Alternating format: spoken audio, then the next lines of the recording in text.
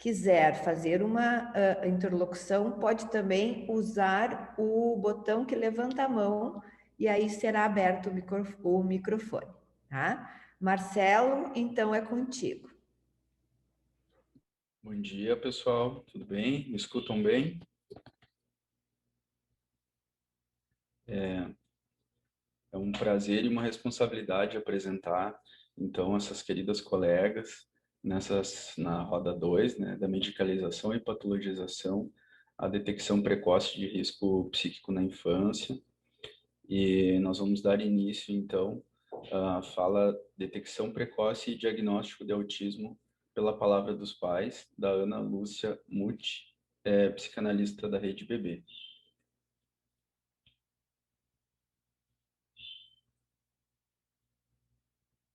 Enquanto a Ana Lúcia começa a sua fala, eu vou lembrar vocês também que ao meio-dia não saiam da sala, porque depois pode dar um problema na hora de voltar, então podem fechar o microfone e o vídeo e nós vamos fazer 1 hora de intervalo daí, tá, pessoal? Facilita para o pessoal da organização não dar um congestionamento e alguém ficar de fora. Ana Lúcia? Estão me ouvindo? Sim, sim. Pois não. Para mim aparecia que precisava de autorização. Enfim. Então, bom dia a todos. Também agradeço, né, a oportunidade de estar aqui participando desse terceiro encontro nacional da Rede Bebê, né, e compor esta mesa com esse tema importante, né, que é sobre a medicalização e patologização, da medicalização à patologização e a detecção precoce de risco na infância, né, de risco psíquico na infância.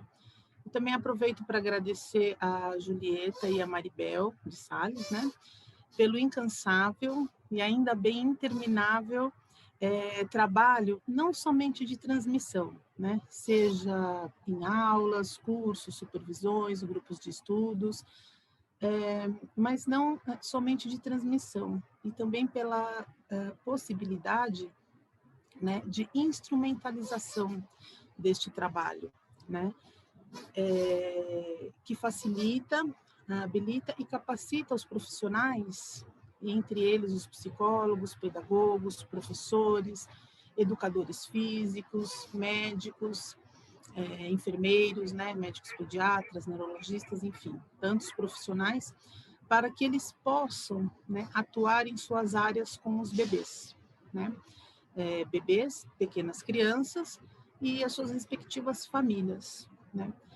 Esses profissionais, e eu também me incluo entre eles, são profissionais que se destacam, né, por sempre estarem à frente e preocupados, envolvidos e pensando os temas da nossa contemporaneidade, né, que dizem respeito à infância, né, desde o nascimento dos bebês, muitas vezes retornando com as famílias, questões importantes, desde a concepção desse bebê, passando pela gestação, o nascimento, até os cuidados com o bebê e a puérpera, né?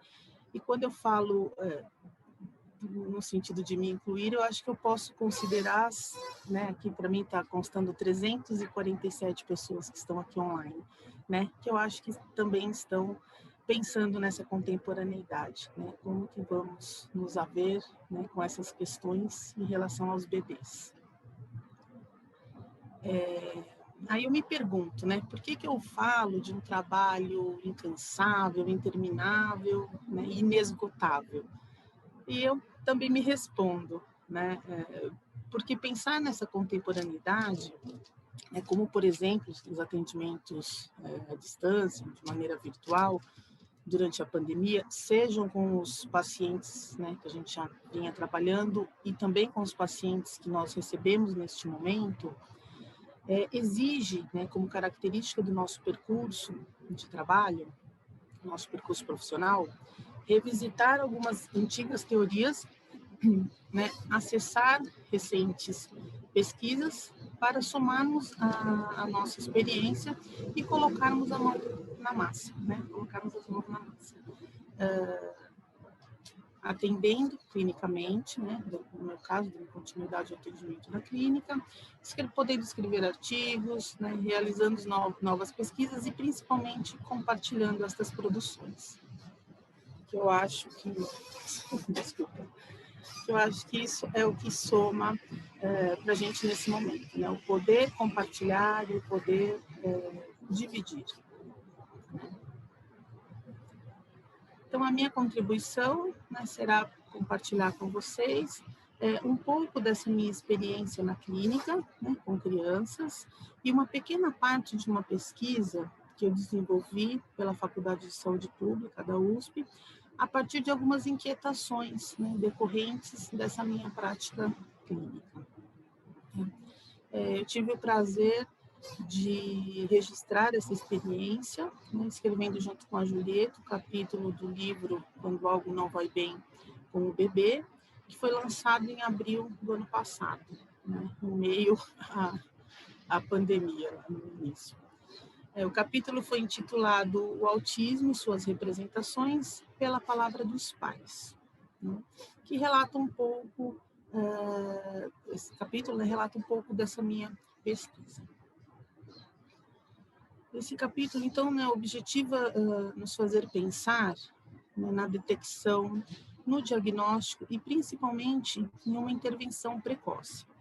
Estas inquietações surgiram com o atendimento de crianças que chegavam ao meu consultório, trazidas pelos seus pais, que eram apresentadas para mim como, por exemplo, eu sou o pai do autista fulano de tal, né? Eles falavam lá o nome da criança. Eram crianças numa faixa de idade de 4 anos, aproximadamente, e já diagnosticadas autistas. Alguns pacientes, né, desses que eu recebi, foi possível reverter o quadro, né, eles recuperaram o desenvolvimento e seguiram bem em direção, né, à cura.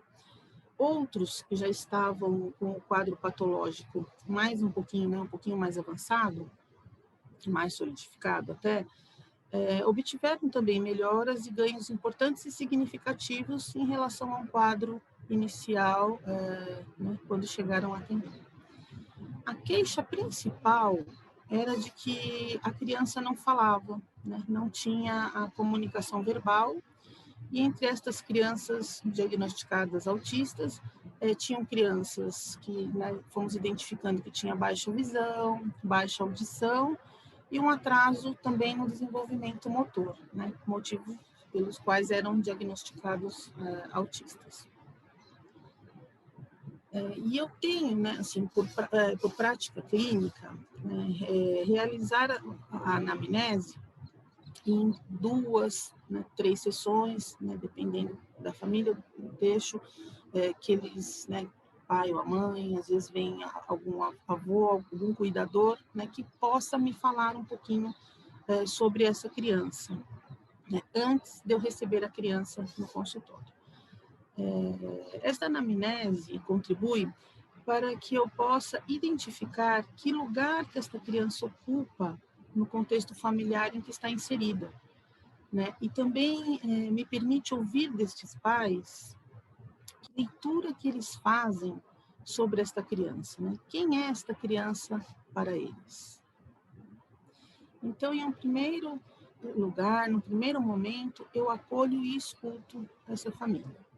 Então, vai, né, desde a gestação, se foi uma gestação planejada ou não, se houve alguma intercorrência de saúde com a mãe ou com o bebê ainda intraútero, se houve qualquer contratempo com a família no decorrer dessa gestação, algum acontecimento, né, algo marcante que possa ter acontecido com essa família. Eu já recebi, por exemplo, uma mãe que ela descobriu que estava grávida perto de ter perdido o pai e o sogro, né? Então ela ficou num misto assim de estar esperando esse bebê, ao mesmo tempo ter perdido 2 membros, né, importantes da família. Então, eu sempre, né, vou fazendo um pouco dessa investigação. Depois, como foi o parto, né, os primeiros dias de vida do bebê, né, os primeiros dias de vida do bebê já na família, os primeiros meses, até eles chegarem até mim, né? E como que eles chegaram até o meu consultório, isso eu vou investigando. Sobre o bebê também, né, um histórico dos primeiros meses, se teve o histórico infantil sobre as doenças infantis, então se teve gripe, dor de ouvido, refluxos, né, que são algumas patologias aí dos bebês.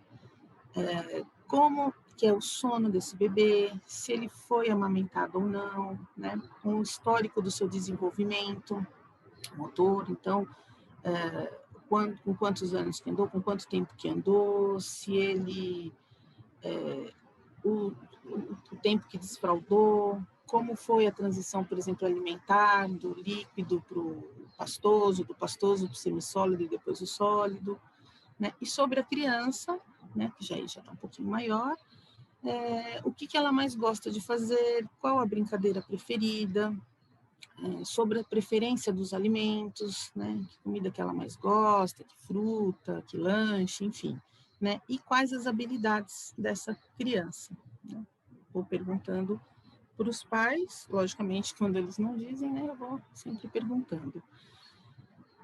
E eu notei que a maioria dos pais, né, que eu recebia, eles se espantavam com essa anamnese, e eles me diziam assim, que nunca, né, abre aspas aí para a fala deles um pouquinho, eles, assim, com um ar de espanto, né, eles me falavam assim, que nunca perguntaram esses detalhes, né? Então eles diziam assim, que sempre nos perguntam sobre o que o nosso filho não sabe fazer, sobre o que ele não consegue fazer, né, sobre as dificuldades dele e as impossibilidades dele, mas nunca perguntaram sobre as possibilidades do nosso filho, sobre do que ele é capaz, né?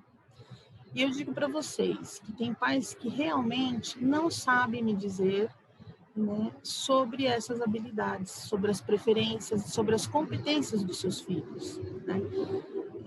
A leitura que fazem destas crianças, né, muitas vezes pela impotência, né? Na maioria das vezes é pela impotência, e não pela potência e capacidade de produção dessa criança. Aí depois, num segundo momento, após eu escutar e acolher estes pais, eu me proponho a acompanhá-los, independente de um diagnóstico, né, ou nome que é atribuído aos sintomas apresentados, ou queixa, né, por exemplo, de não falar. Porque antes de qualquer rótulo, né, antes de qualquer diagnóstico, de qualquer nome, nós temos aí uma criança em sofrimento, né? Tem também uma família em sofrimento, e muitas vezes já desestruturada, né, justamente por terem recebido um diagnóstico tão grave, né, como é o diagnóstico do TEA, né, do transtorno do espectro autista. Então, muitas vezes a família já se desestrutura, já tive casos dos pais chegarem já se separando, seja o pai, ou já aconteceu tanto do pai quanto da mãe, então não aceitarem o diagnóstico, não aceitarem ter um problema, né, na família para lidar, não suportam, né, às vezes o tratamento, que, né, envolve aí uma dedicação, um investimento, né, não só financeiro, mas também de energia, e muitos não suportam. Então, já aconteceu de eu receber essas famílias já completamente fragmentadas. Então, as entrevistas iniciais, né, dessa anamnese foram o que me chamou a atenção, né, para realizar uma pesquisa, né, porque eu ouvia destes pais, né, uma saga, uma via sacra que eles percorriam, né, até chegarem a mim, né, em busca de um nome, de um diagnóstico, de um tratamento, de algo que pudesse ser feito para os seus filhos. Então, além deles portarem muitas vezes um pacote mesmo, né, de relatórios e exames na maioria das vezes inconclusivos, eles traziam consigo um discurso do que ouviam dos profissionais, né, os quais levavam os seus filhos, né, do que eles tinham dos seus filhos desde bebês, né, que era um momento que eles percebiam que algo não estava indo bem, né, com seus filhos recém-nascidos. Então, eles levavam alguns questionamentos para os médicos de confiança, médicos, né, que foram indicados por pessoas de confiança. Em momento nenhum eles desqualificavam esses profissionais, mas eles não encontravam uma resposta, né, sobre as questões que eles apresentavam, que eram relacionadas aos sinais, alguns sinais de que algo não estava indo bem com essa criança. Então, os sinais que esses pais observavam em seus filhos ainda bebês é que ou o bebê dormia muito, ou o bebê dormia pouco, tinha um sono muito inquieto, ou era um bebê muito quietinho, não reagia a nada, não chorava de fome, não chorava de frio, né? Para o bebezinho ali tanto faz, acordava, também não chorava, acordava, ficava quietinho. Então, muitos diziam assim, que nem parecia que tinha um bebê em casa, né? Eles traziam um pouquinho dessa fala também, né? Nem parecia que a gente tinha bebê em casa.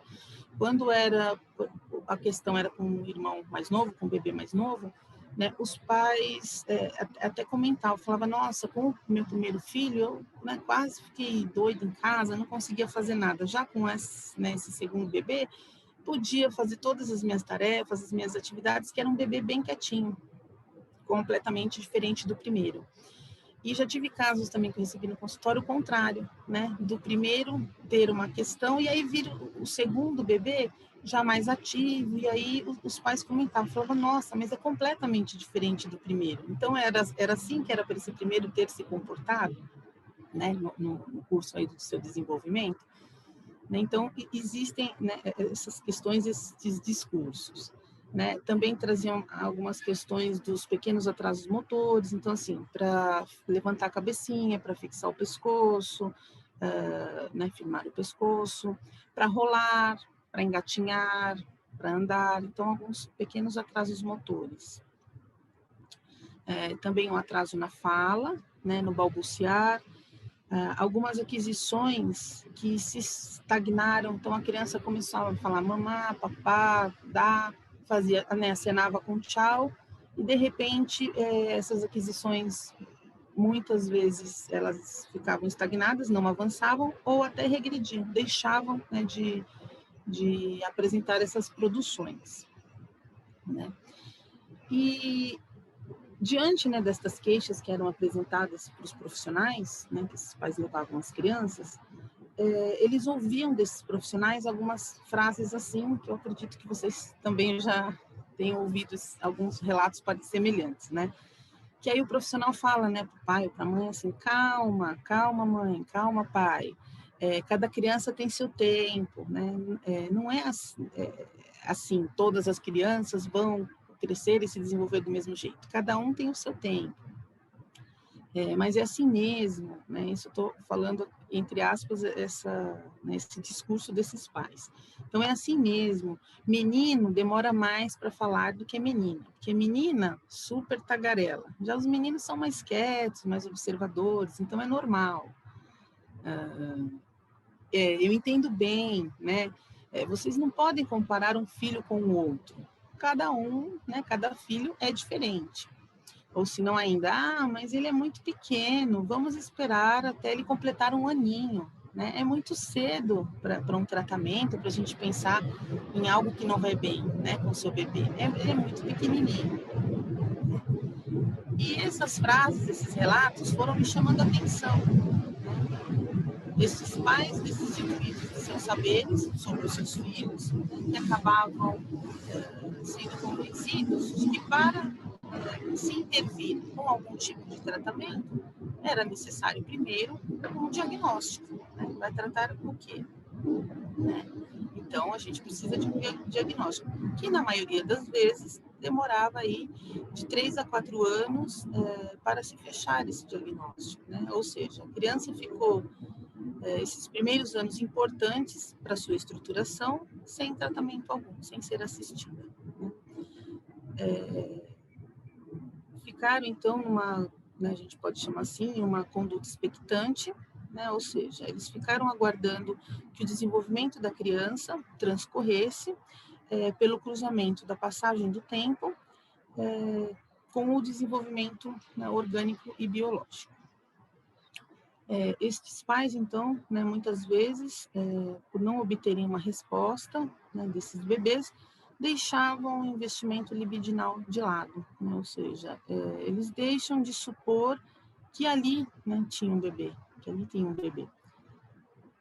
E acabavam se sentindo também rejeitados por este bebê, né, quando esse bebê não reagia, né, para esses pais. Então, entra meio que um ciclo, né? O bebê não reage a mim e eu deixo de investir porque eu estou sendo, então, aí rejeitado ou ignorado por esse bebê. Ana Lúcia, tu tá com um pouco de chiado. Chiado? O que eu Isso. vou fazer? O pessoal tá pedindo para dar uma olhadinha. Pode ser uma janela, talvez. Se eu tirar. Melhora? Melhorou. Continua? Melhorou? Melhorou um pouco. Agora eu tirei isso aqui, o fone. Eu achei que com o fone fosse melhor. Não? Tá melhor? Será? Tá melhor agora. Então tá, vou tirar qualquer coisa e você me avisa.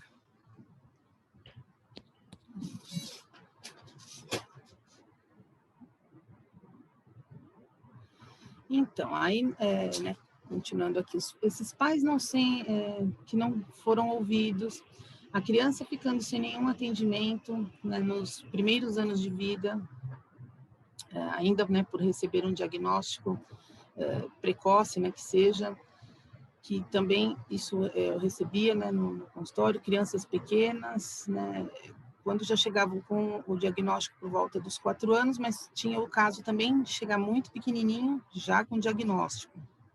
Então, essas que foram umas inquietações que me conduziram, né, para eu dar o início aí numa pesquisa que eu acabei desenvolvendo. É uma pesquisa de natureza quali-quantitativa, onde o quali se refere aos discursos dos pais, né, que é propriamente a fala destes pais.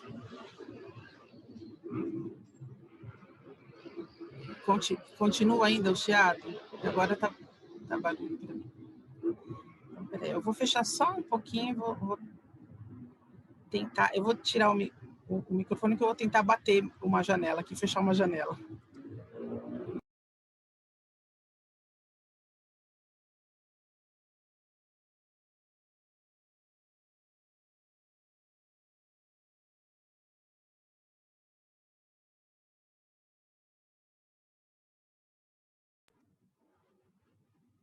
Vamos ver se melhora. Acho que eu vou pôr o fone de volta. Tecnologias, isso acontece no atendimento.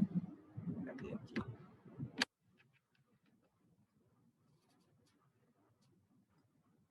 Vamos ver se agora vai. Tá. Para mim, parece que meu microfone está desligado. Não sei se vocês estão ouvindo. Estão ouvindo. Então, para mim tá barrado aqui. Então vamos lá. Qualquer coisa vocês me avisam. Então, voltando, né? Uma pesquisa de natureza quali-quantitativa, onde o quali, né, se refere aos discursos desses pais, a fala propriamente dita. E o quanti, aos números, né, o número de entrevistado, número de respostas e ideias que eu obtive, então, nessa pesquisa. Então, para serem processados esses dados, né, que foram coletados, eu utilizei um programa que se chama DSC Soft, que permite organizar, cruzar e tabular esses dados, tanto o quali quanto o quanti, para permitir a análise e a conclusão, né? Ele facilita essa análise e conclusão destes dados. Foi aplicado, então, um questionário, né, em que as respostas foram gravadas em áudio, apenas, né, não teve filmagem, sempre foram áudios, e os pais responderam discursando livremente as perguntas, né, que foram feitas para eles. Depois elas foram transcritas, né, na íntegra, todos esses discursos, para compor, então, o discurso destes pais. Esse DSC é a abreviação do discurso do sujeito coletivo, né? Então, é um software que consegue fazer essa compilação desses discursos desses pais nas íntegras. Foram entrevistados 23 pais, portanto, de 23 crianças, e todas elas com um diagnóstico já fechado de autismo, e deixando claro assim, que eu não entrevistei os pais dos pacientes, né, que eu recebi, que eu atendia. Isso me chamou a atenção, e aí eu fui pensar numa pesquisa, né, e aí, obviamente, eu entrevistei outras crianças que já possuíam, então, esse diagnóstico de autismo. Então, destas 23 crianças, 21 eram meninos. Então, 91%, né, eram meninos e 2 meninas, pais de 2 meninas, que comportava ali 9% né, desse total aí, desse N de entrevistados. Então, foram coletados os dados demográficos, né, como a idade das crianças, a idade dos pais, o gênero das crianças, a escolaridade dos pais, enfim, os dados demográficos e mais 15 perguntas abertas, né, para que cada pai pudesse ali falar o que lhe viesse à mente, o que ele achava, o que ele pensava, né, sem restrição aí, né, do que pudesse ser dito. Para o capítulo do livro, a gente pensou em 2 perguntas apenas, né, mas no total foram 15. Então, uma das perguntas é com que idade que esse filho, né, foi diagnosticado autista. Então, 57%, né, equivalente a 13 crianças, na idade de 3 a 4 anos. Né? Ou seja, uma idade onde que ficou, né, nesse tempo de investigação, onde muito se perdeu do que poderia ter sido feito em termos, né, de tratamento, acompanhamento, enfim. Depois, em segundo lugar, 27%, né, com 6 crianças entre 5 e 6 anos. Depois, em terceiro lugar, 13%, com 3 crianças apenas, que foram diagnosticadas com 2 anos. Depois, em último lugar, com 4%, apenas uma criança que foi diagnosticada aos 7 anos de idade. E uma segunda pergunta, né, que a gente selecionou para compor lá o capítulo, foi quem notou os primeiros sinais de que algo, que causaram preocupação em relação ao seu filho, né, de que algo não estava bem. Então, a pergunta era assim.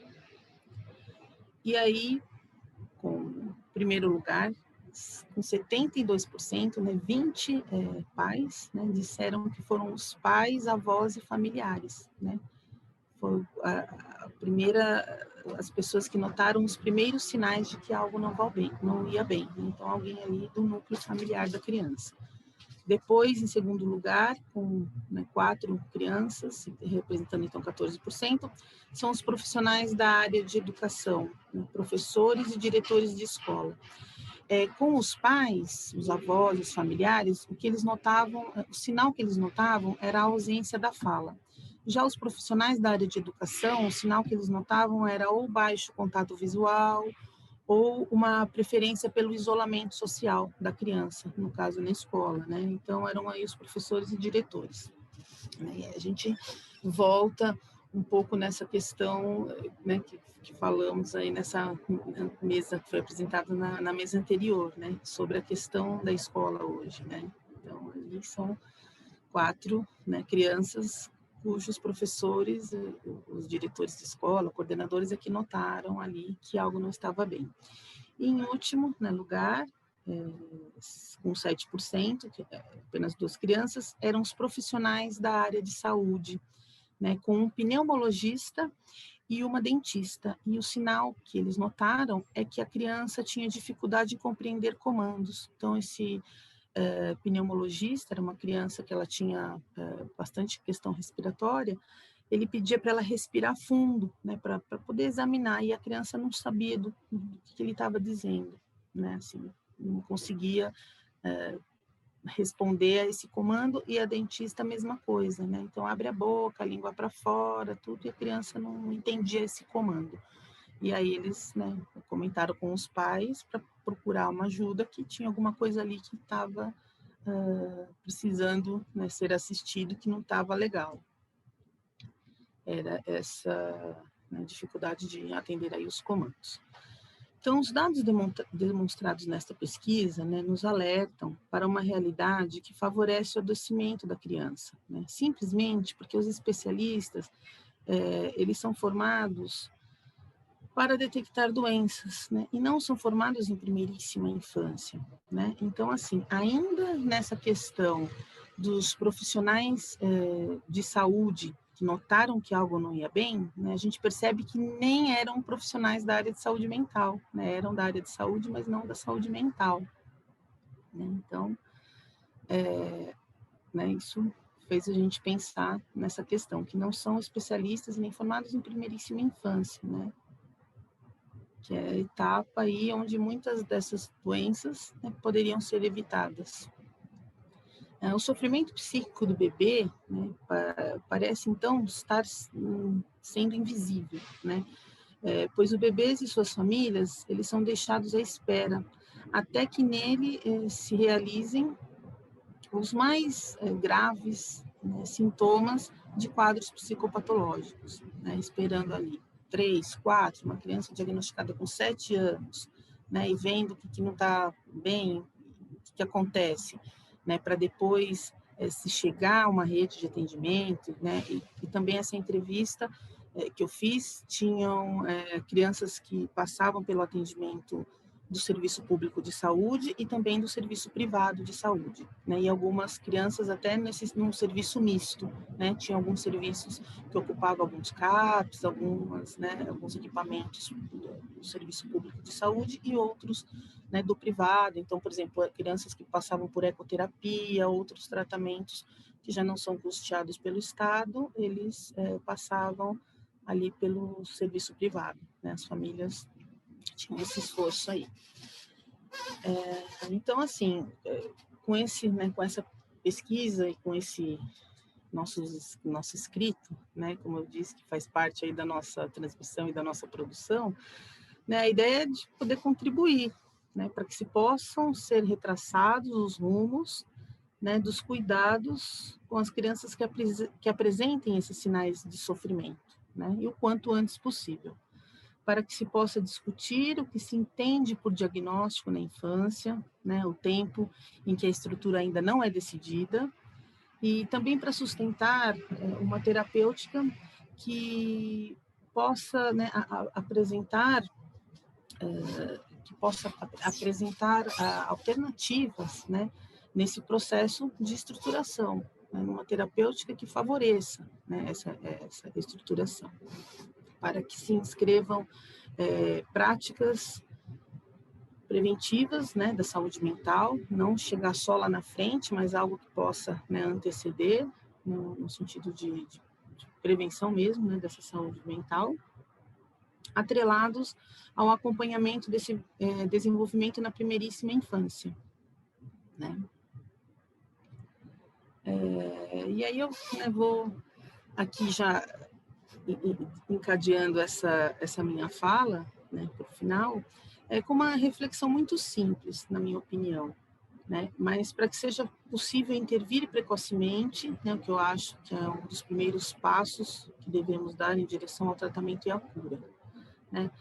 Que assim, um bebê, né, ou mesmo uma criança, ele não chega até nós, profissionais, sozinho, né? Ele é trazido por alguém. Então, é este alguém que tem algo a nos dizer deste bebê, né, ou desta pequena criança. Portanto, em primeiro lugar, é este alguém que devemos acolher, tal como se apresentar a nós, né? E ouvir, tentar saber do que esta pessoa fala, ainda que a demanda possa ser desse adulto e não da criança, né? Como pode acontecer. Mas ainda assim nós devemos ter o cuidado, né, de avaliar se de fato, né, esse bebê ou essa criança está indo bem e, sobretudo, longe dos riscos de referência para o seu bom desenvolvimento, né? Sem acolher e ouvir este pai, esta mãe, este cuidador, nós não acessaremos essa criança a tempo de intervir precocemente, né, e evitar que uma doença grave seja estabelecida, né, se estabeleça. Pois contamos aí, né, com a plasticidade e as janelas neuronais, né, pertinentes aí, né, a esta criança, esse pequeno. E uma frase que eu também falo, que é da Gisele Untoglich e do Alan Francis, né, que diz um pouco dessa discussão acerca do tema dessa mesa, é que a incerteza, e abre aspas, né, a incerteza do diagnóstico em crianças é tão grande que deveriam sempre ser escritos a lápis. Então, essa é a minha contribuição. Muito obrigada. Muito obrigado.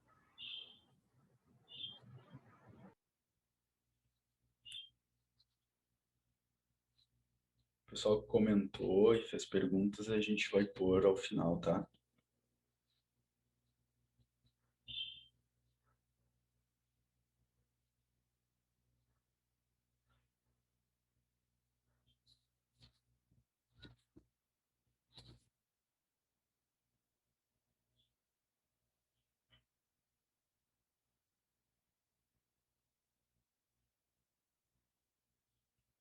Os colegas agora da nossa segunda fala, a Marla Moreira Velar, que é pediatra, vai falar sobre os psicodiagnósticos fechados e a prática pediátrica, em que se aposta nos primórdios do desenvolvimento infantil.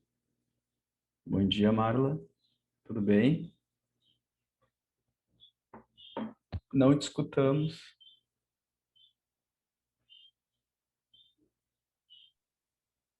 Agora me escutam? Agora sim. Agora sim. Escutamos bem. Bom dia, bom dia, bom dia a todos. Que encontro maravilhoso, né? Porque a gente está fazendo muitas reflexões a respeito. Me sinto provocada também pelo trabalho da Ana Lúcia, que fala sobre profissionais da saúde que estão envolvidos nesse diagnóstico, né, Ana Lúcia?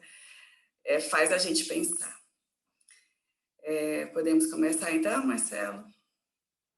Tudo certo? Eu queria que, à medida que eu fosse iniciando, o pessoal pudesse colocar a apresentação que eu solicitei. Eu queria, a princípio, fazer um agradecimento ao convite da rede. Estamos encantadas com a organização desse evento, a proposta é encantador, né? A gente se colocar diante de uma reflexão como essa. Em nome da Rede do Cerrado, eu queria também agradecer a presença e que todos que trabalharam para esse evento pudesse acontecer. Para a gente, sabidamente, a gente conhece um pouco. Em tempos tão sombrios, aqui no Cerrado, de terras às vezes muito devastadas, que a gente tem, grandes queimadas que aqui no Cerrado acontece, a gente vê encontros como esse, assim, sabe como aquele broto que a gente imaginava que não ia nascer nada naquela terra devastada, de repente tem broto vivo ali, que reverdeja, que renasce, que floresce, que inspira a gente na nossa arte de fazer. Por isso a arte da nossa terra é muito de artesanato, acho que remete a gente a essas nossas ações de reconstrução de cada dia. Bom, eu falo do lugar de pediatra, eu não sou psicóloga, e o estudo que faço agora é linkar a pediatria à psicanálise, um campo fertilíssimo, ao qual a gente tem uma pretensão, né, de conhecer, e é desse lugar que eu falo hoje, e que me lembra esse fazer desse trabalho que eu iniciei em estudo no Centro Lídia Coriá, e que me fez chegar até aqui através de trabalhos que a gente foi construindo ao longo dessa jornada, e os trabalhos de conclusão, nos trabalhos de conclusão de curso que a gente fez. Eu vou aumentar a tela aqui, tem gente dizendo que não está me vendo na tela, mas depois vocês veem sobre se está tudo certo, né? Então, o que me trouxe aqui, trazendo esses trabalhos que a gente fez ao longo de uma jornada, em que a gente percorreu também a pós-graduação, nas formações com teorias psicanalíticas, tanto transtorno de desenvolvimento, quanto em EP, e eu sou muito grata às oportunidades que fez, porque de fato mudou a minha clínica. E é desse espaço que eu queria falar, do meu fazer, agora atravessado por esse olhar da psicanálise, sem a pretensão de trazer novos conceitos, obviamente, mas compartilhado, que foram as mudanças possíveis que a gente, enquanto clínico, vai tendo um novo olhar. Esse foi um dos trabalhos que também está presente na obra que a gente construiu junto um capítulo com a Julieta. Eu agradeço essa conversa de hoje faz parte desse capítulo que a gente construiu. Eu consigo passar a tela ou está com o Rocha? Eu queria poder conseguir passar. Eu consigo?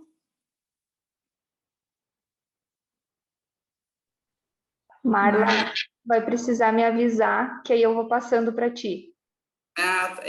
Tá bom. Pode passar o próximo, então. Então, quando eu vejo essa figura, eu remonto às primeiras imagens que eu tive da teoria psicanalítica. Foi num encontro em que a gente estava nos primeiros encontros de transtorno de desenvolvimento. E tinha uma facilitadora que me colocou esse formato de uma rede e que fazia todo sentido para mim, onde deveria estar sendo construída essa rede de imaginários e significantes. Essa rede me fisgou, porque, embora o que falasse que o sujeito é feito da marca, do significante no real, esses conceitos, para mim, eram tão abstratos e tão distantes da minha prática pediátrica que não me vinha acolher todos os significados. Mas depois, quando ela, uma linda guapa do Sul, me apresentou esses conceitos psicanalíticos, fez todo sentido esse gráfico. Porque se há um momento em que há essa rede de imaginários significantes, que agora eu posso me atrever a entender, né? Em que o bebê vai estar incluso, que vai precisar ser armado, para que ele não se perca numa possível fratura que possa existir quando se perde esses imaginários da sustentação, né? De se imaginar que agora o bebê é real e real com problemas, e que, na verdade, se houve essa fratura, é preciso que muito cedo seja relançado e refisgado por esse bebê, para que esse bebê não se perca. Então, curioso foi como esse significante dessa rede foi me fazendo marca. E desde então não esqueci mais de que isso era o que eu poderia trabalhar, porque, assim, embora eu não conhecesse todos os termos psicanalíticos, mas eu conhecia desse propósito de que qualquer um precisa ser fisgado e conectado em rede. Né? E o quanto era importante estar fazendo isso. Pode passar o próximo. Então, em homenagem a essa querida facilitadora, Azul, querida Azul, vai para você um grande beijo, que me iniciou nesse processo de conquistas, do que hoje eu entendo da proposta de se sustentar uma criança numa rede.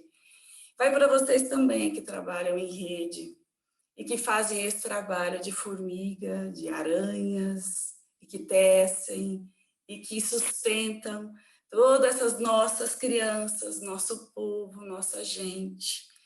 Eu acho isso de um lindo trabalho, que essas mulheres fiandeiras, mulheres aranhas, que com suas mãos tecem mantos de luz para proteger esse mundo mágico da criação. Em tempos de luas tão diferentes, minguantes e crescentes, mas principalmente quero dizer que noto que são em luas plenas de amor que esse trabalho está sendo efetivado. É com gratidão que me coloco aqui para discursar do meu fazer. Pode passar o próximo. Então, é comum no nosso imaginário estar atento a essa ideia de que tecemos fios e construímos vidas, né? Isso é uma imagem da mitologia que a gente remonta, que estão lá as parcas, né? Na mitologia romana. A próxima, por favor. E as moiras na mitologia grega, que estão ligadas a esse imaginário que a gente constrói vidas ao nascimento, ao crescimento, e vai anovelando e vamos construindo até que, por fim, vem o fim dela. E é curioso como isso está no nosso imaginário. Pode passar o próximo. Em que, na verdade, agora, esses fios que se tecem é com essa diversidade que somos nós. Homens, mulheres, fiandeiros, né? Envoltos nesse processo que é todos nós fazer juntos. O fazer junto, o cuidar junto dessas crianças, desses pais, desses bebês. Então, em homenagem a todos que estão aqui hoje, que tentam construir rede de apoio a uns e aos outros e às nossas crianças. Próximo, por favor.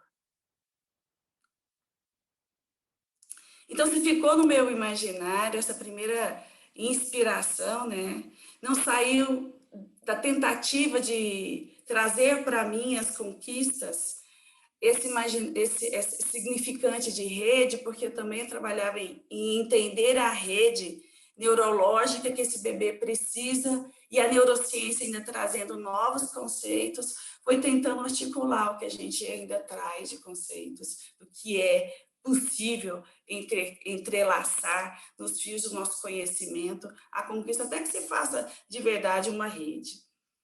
Próximo.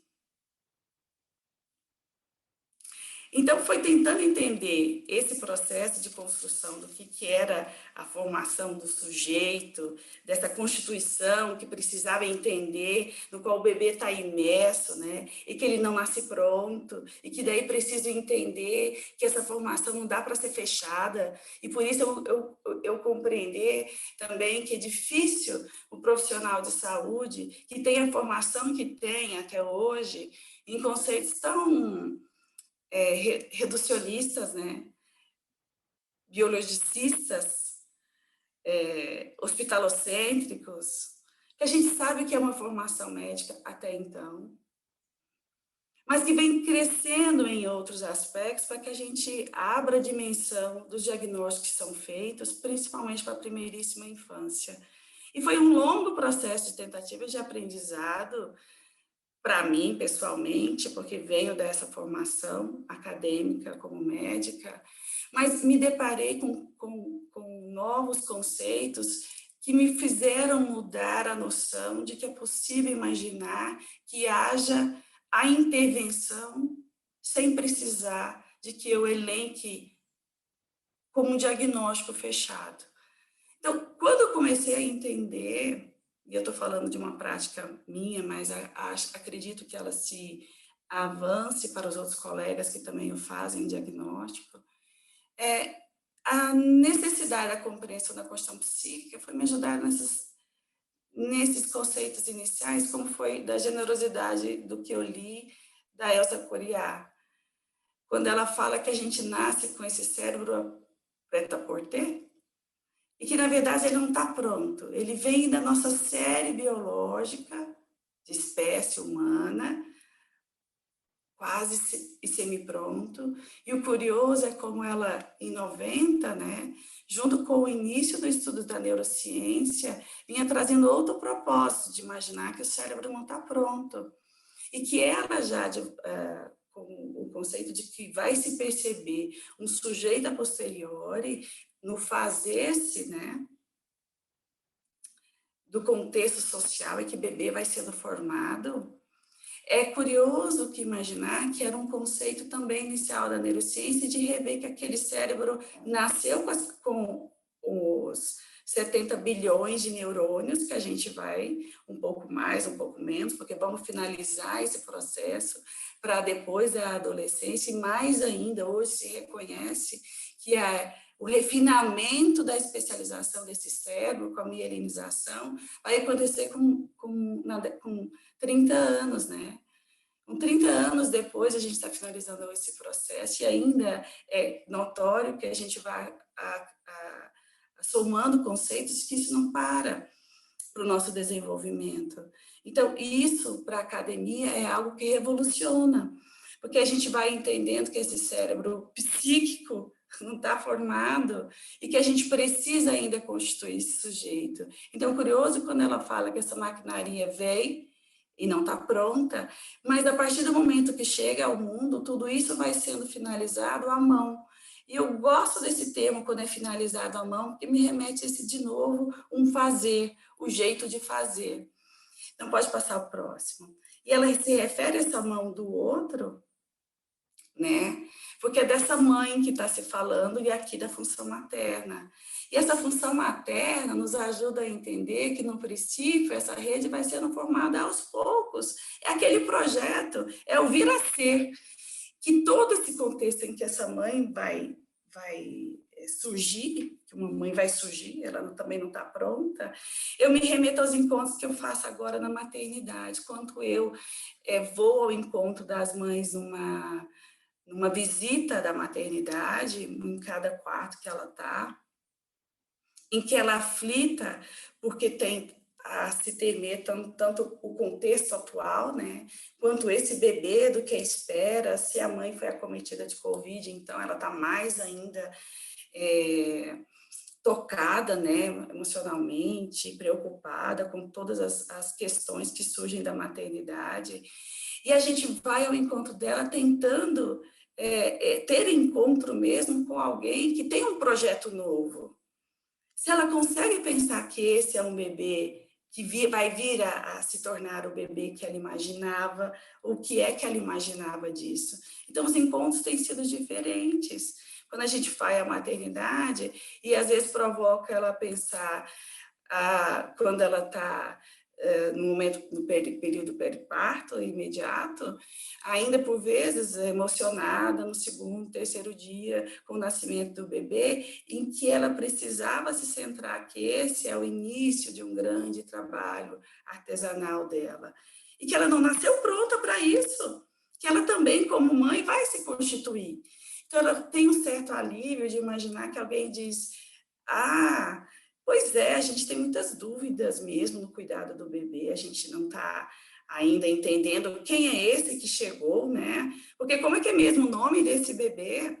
E ela diz o nome. Pois é, e não é que o nome da criança que a gente diz. Esse fulano que está chegando agora, o Joãozinho, o Pedrinho, o Lucas, está chegando, esperando há muito tempo para te conhecer, e que ele também precisa da chance de também se tornar um bebê. E você já pensou a respeito disso? Muitas vezes a fala de que não, ela não pensou a respeito. É um trabalho inicial que pode ser feito também na maternidade.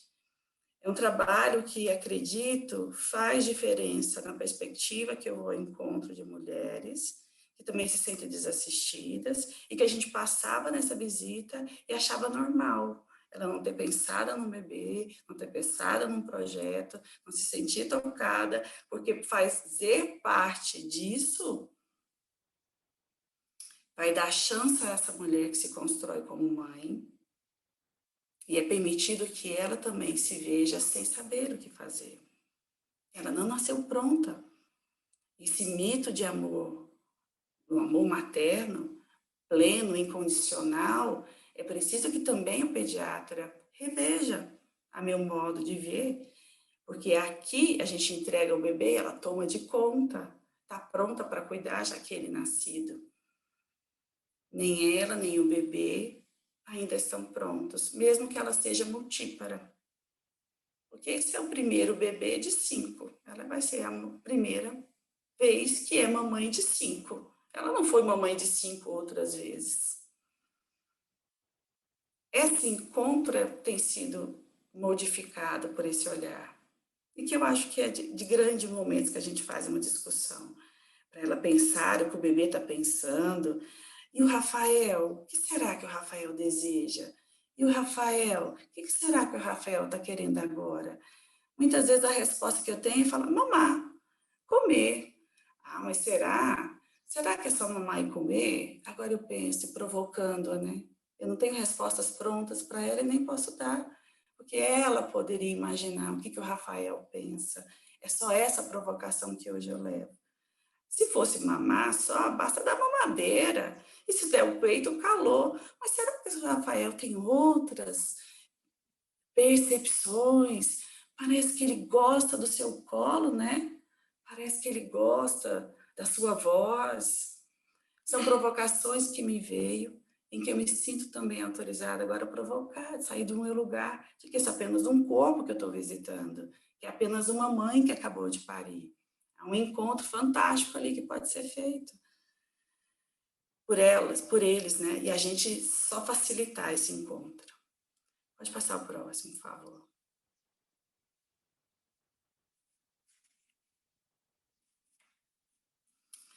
E aqui eu passei a entender que aquela constituição, aquele que vai ser um tecido trabalhado por essa mãe, ela tem uma destinação de virar rede também. Pode passar o próximo. E essa hipótese de que esse indivíduo ainda, que no indivíduo ainda não existe esse sujeito, poxa, Freud pensava sobre isso e eu agora compreendo. Ele vai ter que ser desenvolvido. Pode passar.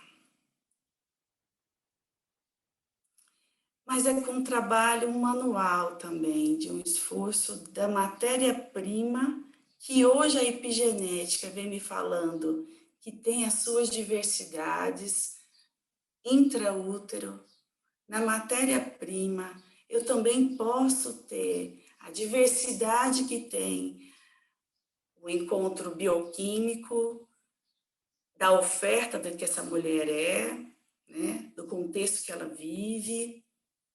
Então, com isso eu entendo que essa matéria-prima também vai se somar a ter efeitos adversos, porque também se o mundo e o contexto que ela vive, a mulher também vive um mundo diferente. Então, o que ela bebe, o que ela fuma, a própria história genética dela, né, de história familiar, é matéria-prima para esse tecido que está sendo formado. Mas uma vez que me chega, é esse outro trabalho artesanal que vai ter que acontecer para ser concluído esse sujeito que há de advir, né? E que interfere também na estrutura cerebral, porque é disso que a neurociência agora vem tendo respostas, né? De que o contexto que a criança vive também consegue transformar a estrutura. Então, não ficamos elencados em elementos estacionados, solidificados, porque é a estrutura que definiu o sujeito. Felizmente, veio a psicanálise e corroborada pelos assuntos acadêmicos da neurociência, em que é o relacional, é onde está inserida essa criança. E é bonito imaginar que está à mão dessa função de quem ocupa essa função materna. Pode passar. E eu gostei da frase que a gente construiu na minha escrita do TCC, que a gente falava assim, que cada mãe, eu falo a gente porque a Julieta está envolvida nesse trabalho também, cada mãe pretensa artesã poderá customizar a seu gosto esse cérebro inacabado. Trabalho manual, diário, árduo. A maioria das vezes é exímia, né? A maioria o é. Tem os seus percalços da maternidade, que felizmente é humana, E que se falava já desse princípio de que a gente está aqui no entrelaçamento dos nós, que às vezes são nós que a gente proporcionou a essa, e obstaculiza, né, esse nascimento, mas que a maioria é exímio, cuidadosamente dedicado a tramar e conectar muitos fios entremeados, dando forma a esse tecido, a essa rede. Pode passar. Então, só para eu me lembrar também que, na verdade, esse tecido vai sendo tramado e, como muitas vezes a gente imagina que não nascer pronto, é bom que o pediatra vá se atentando a essa ordem do não orgânico, né? E a Ana Lúcia precisava que a gente precisasse passar por essa linha também de passagem, né, Ana Lúcia, do nosso conhecimento, de que não basta só essas experiências prazer e desprazer, que a gente vai formando esse ser, mas fundamentalmente são essas experiências em que, para além desse olhar dessa mãe, em que houve prazer e desprazer, satisfação e não satisfação, né, formando esse sujeito, algo para além dessa outra metáfora que eu coloco aqui, que esse olhar dessa mãe. Esse olhar dessa mãe não está envolvido tanto amor, mas também para outra função, de que se olhe e que se vai além, o que se pode fazer daquilo que se olha. Porque aquilo que se olha não for agradável também ao padrão esperado, ao bebê esperado, então não estamos bem. Porque também esse amor vai ter que ser construído ao que veio. O amor vai ter que ser, esse olhar vai ter que ser muito desejante, né? Para que se supere aquilo que tem, então, uma dita falha, uma dita fratura naquela rede, né? Podemos passar, então.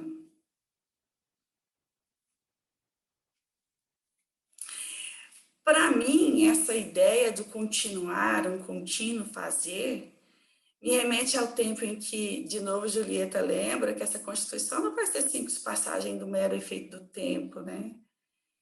O bacana é que isso para pediatria e todos os que trabalham na infância inicial, atenção básica, muito curioso atentar, porque não é apenas efeito do crescer e do amadurecer. Tem mais aí.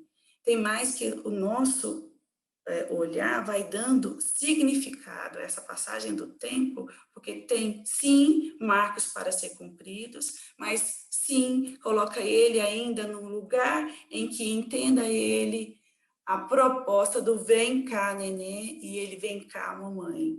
É para outras questões, é para a ordem do simbólico, né? Que se implica quando é colocado ele na rede. E quem é a primeira implicada é essa mamãe, ou quem vai exercer a função de mãe. E essas possibilidades são boas porque a gente passa a atravessar o olhar para além do que, se porventura essa mãe não exerce esse papel, a gente consiga acender alguém que possa exercer essa função.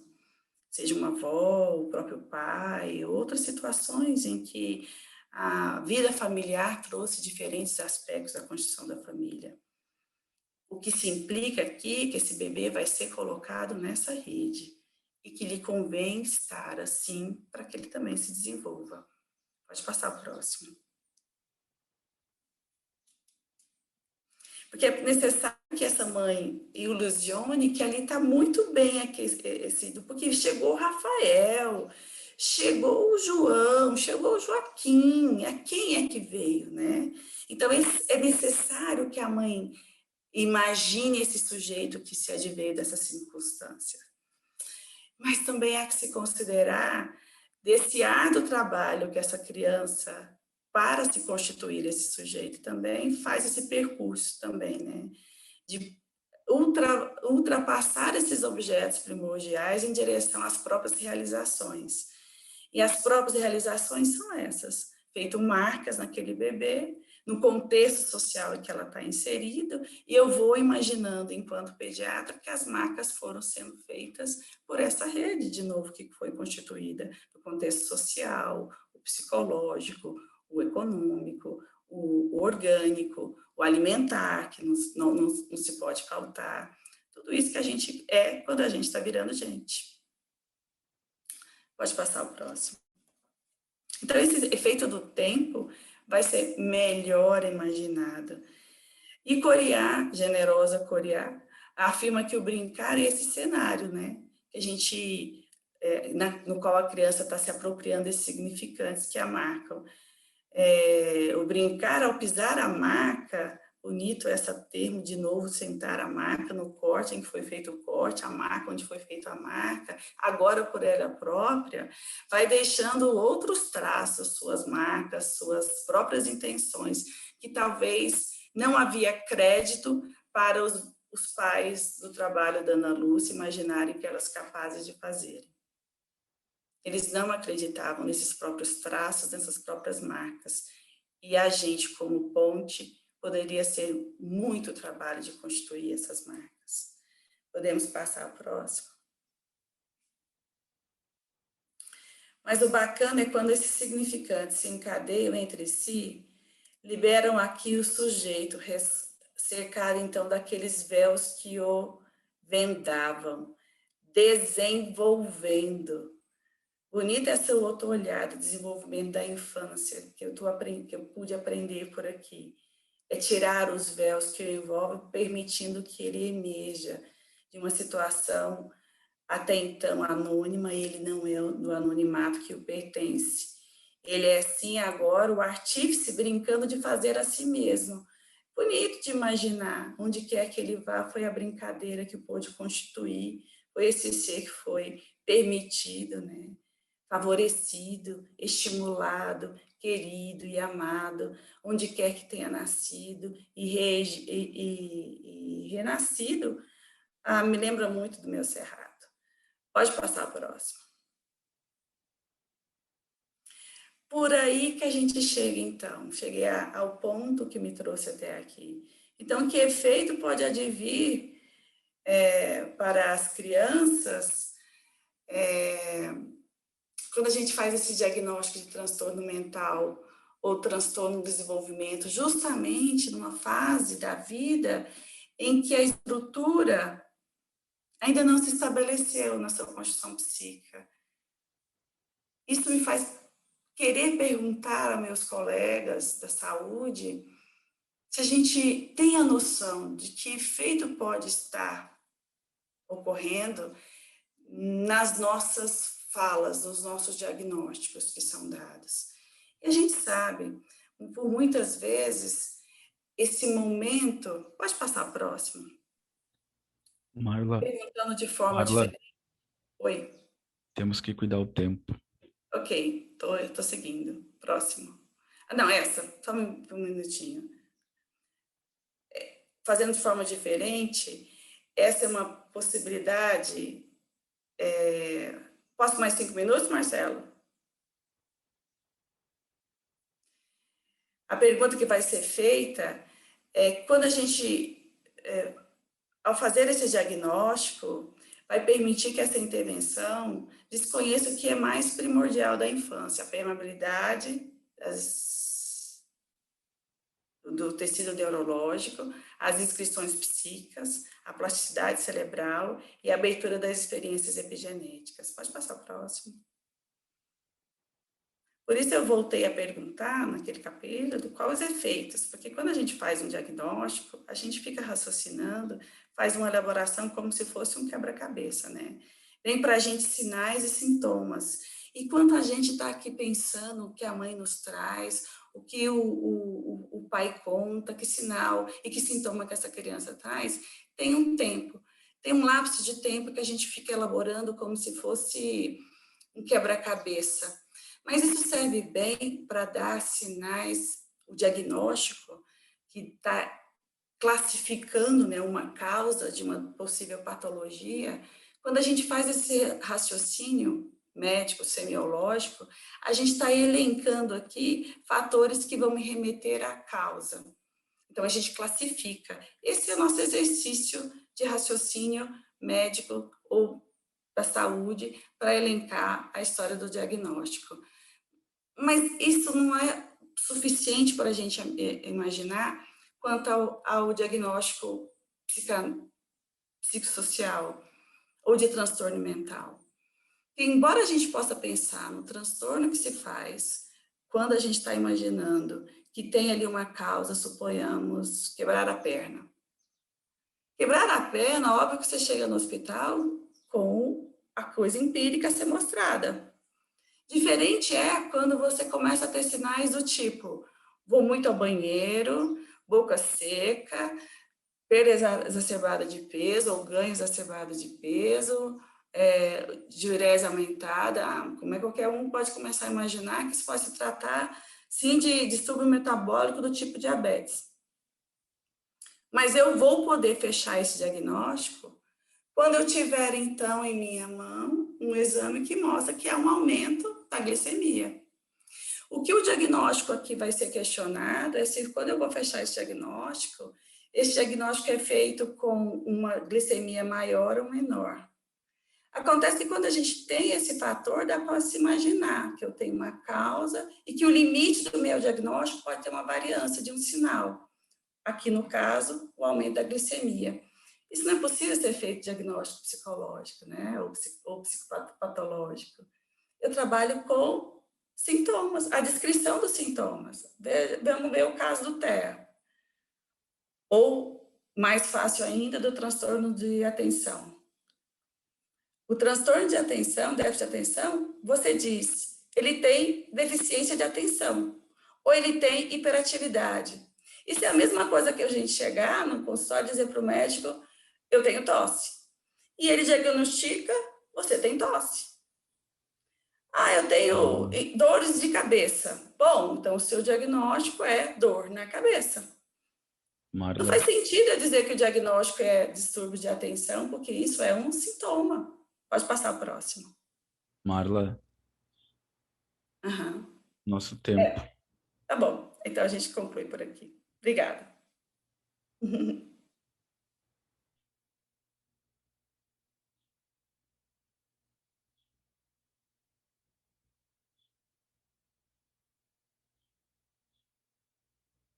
A gente já está um pouco atrasado.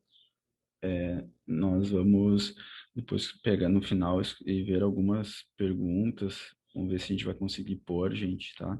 Para a gente não ficar mais tempo, né? Bom, agora a Ana Paula Gramacho, que é psicanalista, e a Magda Lena Aliano, pediatra, as queridas colegas, vão falar sobre o instrumento WIRD, um acompanhamento do desenvolvimento subjetivante do bebê. Podem começar, pessoal. Vou pedir para que cuidem o tempo. Eu sei que eu sou chato do tempo, desculpa. Olá, bom dia a todos. Então, seguimos aí a nossa rodada. Eu sou a Ana Paula, muito feliz de estar aqui junto com a minha colega Magda para poder compartilhar um pouco com vocês o nosso trabalho no extremo sul catarinense. Um trabalho feito junto com essa rede, né? Então, nesse trabalho, nós pretendemos falar sobre o subjetivante desde o bebê até o profissional que o atende. Então, chegando aí ao nosso trabalho enquanto núcleo regional. Além de abrir a possibilidade de escuta do bebê em seu desenvolvimento, o IRD se faz um instrumento que abre também a possibilidade de transmissão sobre esta clínica.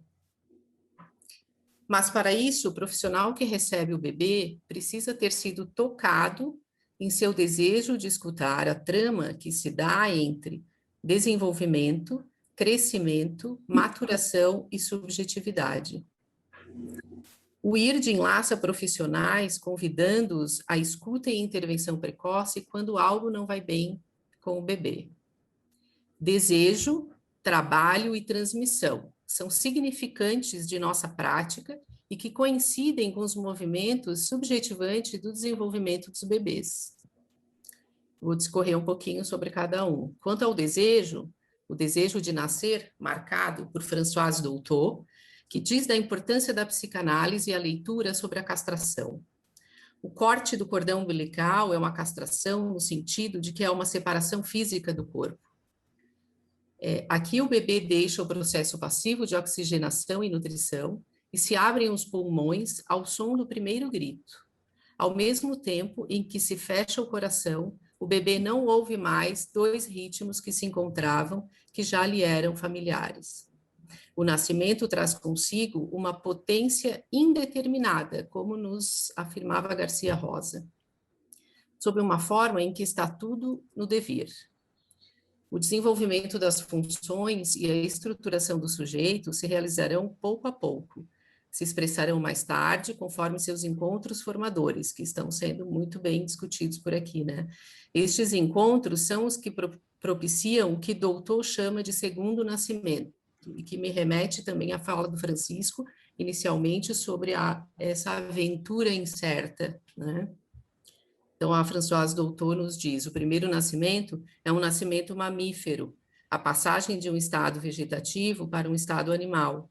O segundo nascimento é a passagem do estado de dependência animal para a liberdade do sim e do não, um nascimento para o espírito, para a consciência da vida simbólica.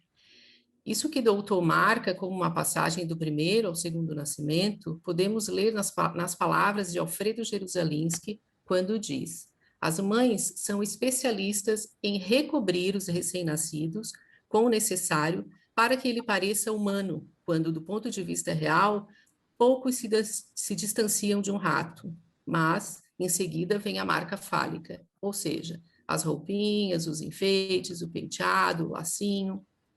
E assim, o destino do bebê, esse futuro sujeito, está sendo escrito nas marcas fundantes, que sobre seu corpo no real vão sendo impressas a partir dos atos do adulto na relação com ele. Bom, quanto ao trabalho, há um trabalho para nascer. O primeiro nascimento do corpo biológico, já com algumas experiências sensoriais que serão referidas em um mundo simbólico. O segundo nascimento, o trabalho de advir um sujeito. Pensar esse trabalho é pensar também no trabalho psicanalítico, um trabalho lento que Freud, muitas vezes em sua solidão, sustentou. Não foi diferente o trabalho de Françoise Doutor, que insistia, por desejo, falar com os bebês. Caminho pouco seguro de pesquisa e com muitas reprovações de seus colegas médicos. Doutor visava a prevenção precoce do adoecimento psíquico, mas, em 1960, foi excluída da Sociedade Internacional de Psicanálise. E diz ela, o destino foi bom para mim, pois essa exclusão me prestou um grande serviço.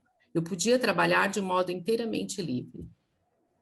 Perante as críticas de ser inútil e até prejudicial à psicanálise, ela apenas preconizava o abandono da medicina que chamava de veterinária, tal como havia ser praticada quando se tratava de crianças. Eu preconizava o abandono da domação no decorrer da primeira idade, substituindo-a pelo respeito devido a um ser humano receptivo da linguagem, sensível, igual em alguma coisa de sutil e de essencial do adulto que ele contém e prepara, mas que é impotente para se exprimir pela palavra e se exprime reagindo com seu ser inteiro às alegrias e aos sofrimentos da vida. Eu preconizava responder com veracidade às suas perguntas, mas também e ao mesmo tempo respeitar sua ilogicidade, suas fabulações, sua poesia e sua imprevisão. Já está inscrito, então, né, na história da psicanálise, a resistência frente à prática de leitura e intervenção precoce na primeiríssima infância. Da mesma forma que também ficou inscrito e seguimos inscrevendo em rede a potência do desejo e trabalho de quem se dedica a esta prática. Portanto, há um enlace no trabalho destes psicanalistas incansáveis e o bebê. O trabalho de nascer, de fazer sustentar pela verdade do sujeito o desejo. E, por último, a transmissão, né? O que a gente pode pensar em relação a essa transmissão? Quanto à transmissão de tal prática, um grupo de psicanalistas construiu o IRD, trabalho árduo na direção de transmitir algo que está na construção da constituição psíquica de um bebê e sua relação com seu cuidador. Esta possível leitura sobre a constituição psíquica e o desenvolvimento do bebê abriu a possibilidade da existência de um projeto aqui na nossa cidade que chamamos Falando com o Bebê, também inspirados na fala de Doutor, quando diz que se fala muito dos bebês, mas pouco se fala com ele. É interessante pontuar que antes de falarmos com o bebê, precisamos falar muito entre nós, o grupo que se dispunha a esse trabalho. Justamente, precisamos falar porque não é um trabalho que se dá sozinho. Assim como há uma interconexão que se dá entre os aspectos estruturais e instrumentais do bebê, há também uma interconexão que precisa circular entre os profissionais que se dispunham a receber um bebê na intervenção precoce.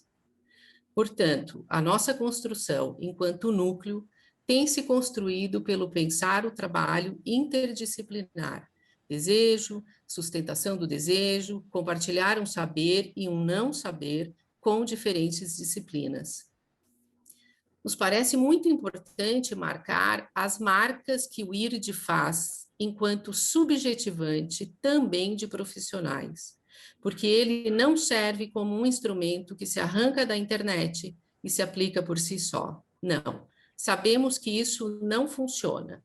Sua lógica requer desejo, trabalho e transmissão.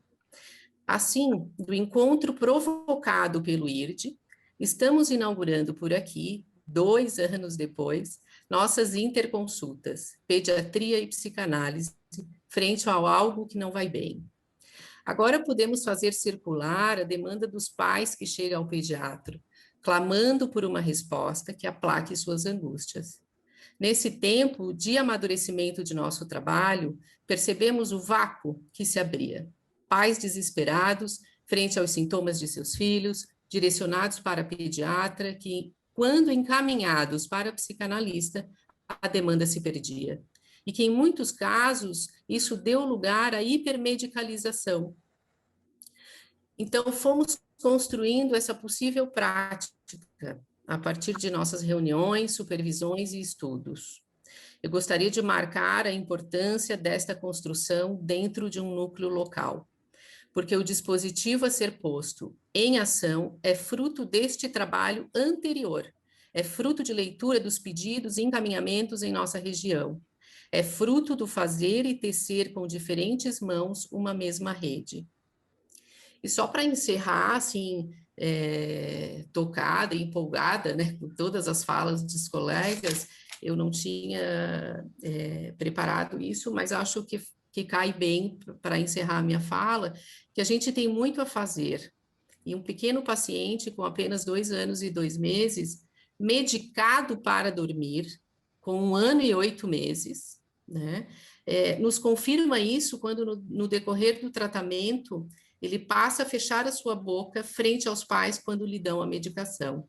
E a mãe me pergunta na sala de espera, Ana Paula, ele agora fecha a boca e não conseguimos mais dar a medicação. E eu digo na frente dele, bom, Vi, parece que você está conseguindo dizer que não precisa disso para dormir. E assim seguimos por aqui. Obrigada.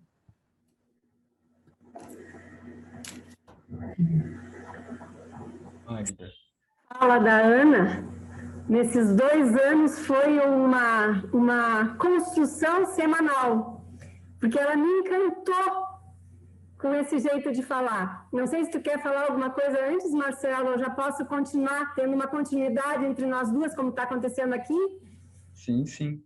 Só para eu sou pediatra chamar. E estou há 35 anos numa cidade de 60 mil habitantes, que fica a 30 quilômetros da cidade da Ana, que é Criciúma, com 250 mil habitantes. E foi por uma motivação de uma foto da internet que eu vi um convite para Falando com o Bebê, curso IRD. E eu perdi esse primeiro IRD. E uma pediatra de Florianópolis já tinha comentado com muita alegria como foi importante para participar da execução da caderneta de saúde infantil na sua renovação. E como ainda era difícil disso fazer parte do dia a dia dos consultórios. Então, nós temos uma medicina pública em em que, desde a sala de parto, se motiva a preencherem os dados do bebê na caderneta de saúde, onde a primeira parte da consulta, triagem, é feita nos postos em que a enfermeira pesa, mede e coloca dados na caderneta de saúde, e a chegada no pediatra. Então, por que eu fiz essa introdução da caderneta de saúde? Eu estou envolvida com a Pastoral da Criança desde 1986, e foi um trabalho em rede muito lindo, que se tornou internacional também, graças a uma pediatra que viu nessa parte da saúde pública uma esperança de salvar muitas vidas com coisas simples, tipo o soro, o estímulo às vacinas e o acompanhamento do desenvolvimento e crescimento. Então, desde 1986, eu faço parte dessa rede da Pastoral da Criança, estimulando líderes comunitárias a entenderem o que é essa história do desenvolvimento psicomotor e o que fazer quando algo não vai bem. Então, nesse segmento, eu não sei se as gurias vão poder compartilhar o que eu pedi de slides para elas. Quem é que está responsável? Posso compartilhar, Magda? Obrigada.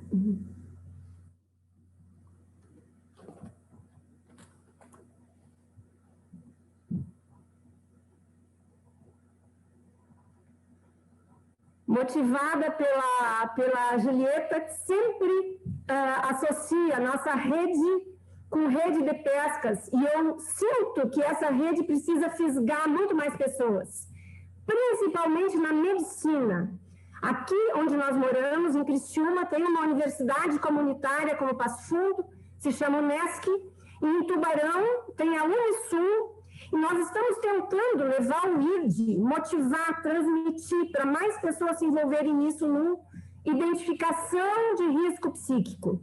Mas o que a gente vê? Que ainda, com a pandemia, muitas portas estão fechadas e muita relação com o autismo está nos fazendo dizer não a ressonâncias, exames genéticos, cursos que a maioria dos pais estão tentando fazer para identificar os seus filhos como autistas já com 2 anos, porque teve uma lei que fez os pediatras identificarem mais cedo. E quando eu começo a ver no nosso grupo falando em estrutura não decidida e assistindo aulas sobre isso, eu vejo quanto a fazer sem dar diagnósticos e o quanto isso está entrando em conflito com tantos grupos de pediatras daqui que precisam fazer laudos, neuropediatras que precisam mandar para aquelas avaliações psicológicas, porque a criança só vai receber os atendimentos, principalmente de ABA e de Denver, se o laudo CID já estiver lá. Então, muito a fazer, gente. Vamos passar os slides para que a gente seja fluido. Então, em relação ao desenvolvimento subjetivante do bebê, sem dúvida nenhuma que eu nem imaginava. O que é isso? Sujeito. O que é isso? IRD. E aí eu fui atrás. Essa foi uma das primeiras tabelas que eu procurei pela internet, querendo entender o que é esse IRD. Depois, em julho de 2019, eu fui fazer em Porto Alegre com a Julieta e a Zulema, e um prazer conhecê-las depois do segundo encontro da Rede Bebê, e colocando no meu dia a dia do consultório esse IRD.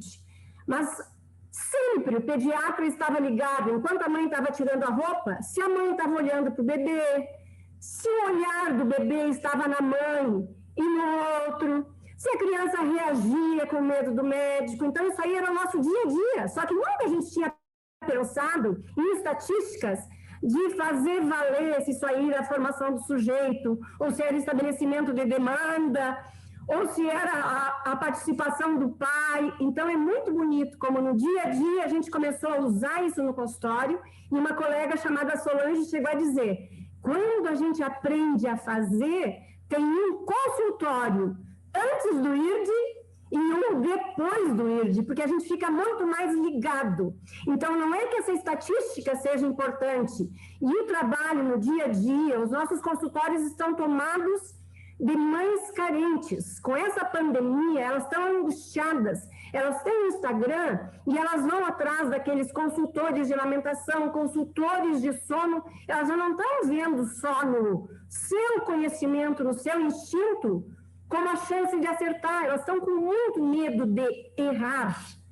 Então, acho que o nosso papel deverá ser muito mais tranquilizador e interdisciplinar, com a participação da mãe, com a estimulação da família, porque eles estão assustados com tantos diagnósticos e o que pode acontecer se eles não virem a tempo.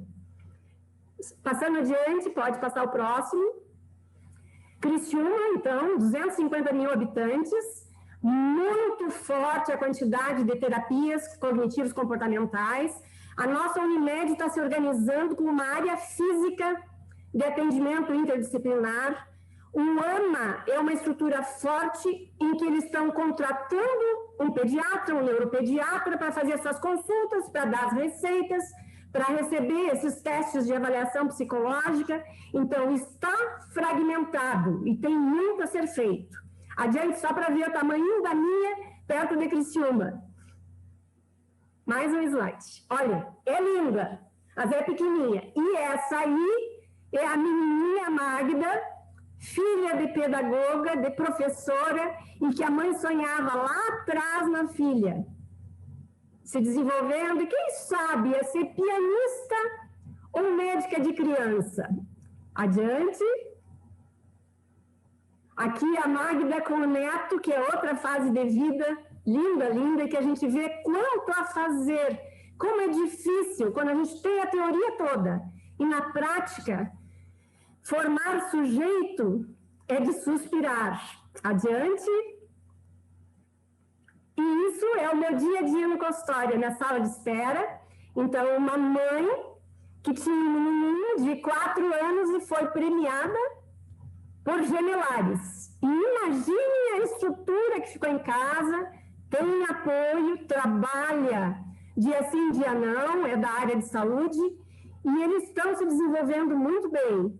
Só que, se nós formos olhar a listagem, que eu anotei aqui falando com a Vivian, o que eu falo, Vivian? Tu acha que eu dou mais casos clínicos ou eu falo mais da minha experiência? E ela disse, todo mundo gosta de casos clínicos. Então, muitos prematuros em acompanhamento com preocupação, é, não é? Aí o pediatra, na cruz entre falo que é, ou digo que ainda é cedo, e outro colega vai dizer, ela não viu?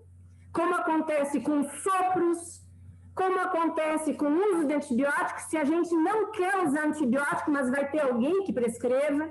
Então, é assim que a pediatria está. Quem dera que a gente ficasse só no nosso mundo e quisesse fazer um próprio trabalho interdisciplinar, só dizendo, aqui está minha colega, nós vamos conversar junto, mas ainda tem um grande caminho a conseguir fazer isso. Adiante. Vai pela vida, minha filha. Vai que é lindo o caminho. É isso que a gente deseja para os filhos. E quantas pedras. Então, acho que hoje em dia a gente tem que, além de dizer isso, vai, minha filha, é lindo o caminho, tem que dizer, aguenta firme. Tem muita pedra, mas tu tem que ter força para superar. Adiante. E aí é o meu recanto, é onde eu moro, nesse morro aí. Morro dos Conventos, que fica a 10 quilômetros da cidade, e essa mensagem final, sigamos todos juntos. Obrigada por estarem conosco em prol das crianças.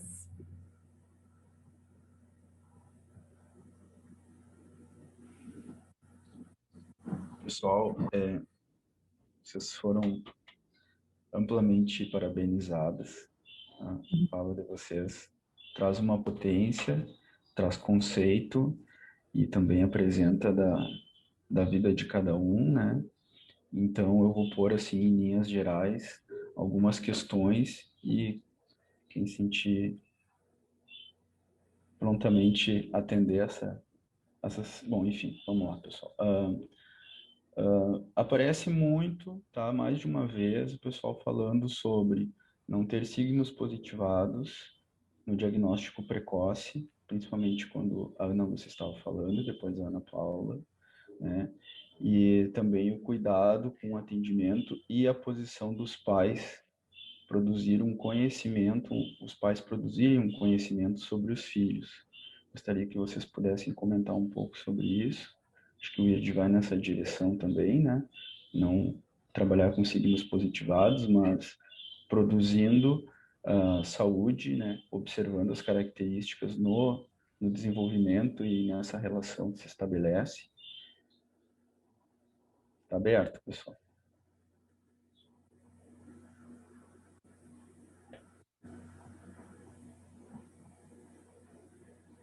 Fala, Ana Paula.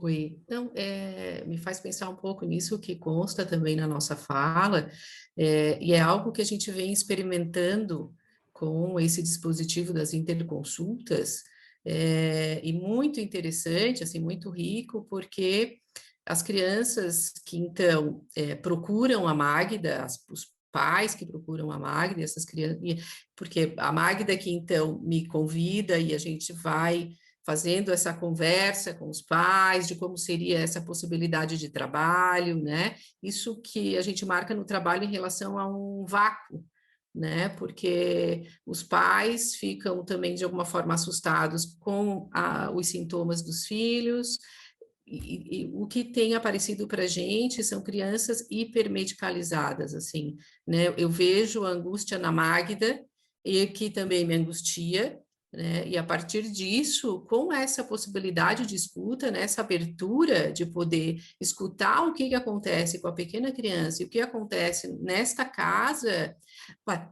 desculpa, parece que aí já se abre uma possibilidade outra, né? As coisas já saem um pouco, tem um certo deslocamento, assim, né? As coisas, os nós se afrouxam um pouco, né? Dessa direção da hipermedicalização, a família, eu tenho a impressão que passa a poder escutar algo diferente do que pode estar acontecendo, então. Existe um além disso, né? Então tem sido muito rico assim para a gente e as crianças que na verdade confirmam, né? O do quão a entrada dessa escuta vai marcando uma diferença, né? Então é tudo muito novo, a gente vai realmente apresentando, né? Isso para os pais, para a criança, como é que a gente vai seguindo, né? E a gente vai tendo a resposta a partir daquilo que a criança nos diz, né? E que os pais também confirmam. Então...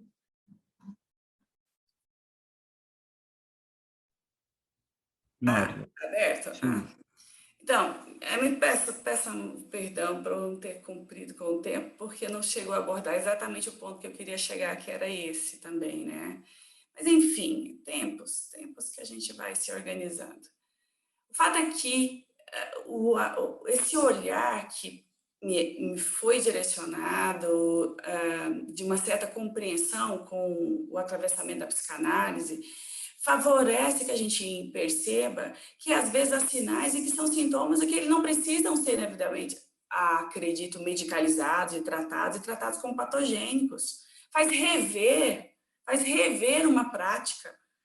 E isso no apoio de uma família, quando o médico recebe muitos sintomas e que por vezes vão se tratando como patológicos e cada vez mais cedo isso, né? Esse menino é muito nervoso muito cedo.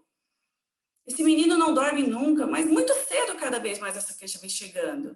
Então, as famílias meio que já sendo levadas nesse roldão de que é algo medicamentoso a situação.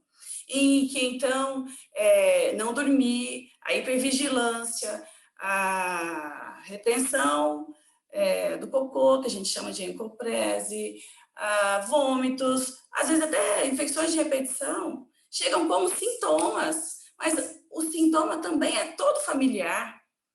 Então, pensar nessa constituição, em que pode ter havido, nesses momentos da constituição, algo que não foi favorável, faz pensar uma prática diferente, que sai por além do que vamos esperar o que vai dar, ou que se fecha logo um diagnóstico e trata logo esse menino, gente.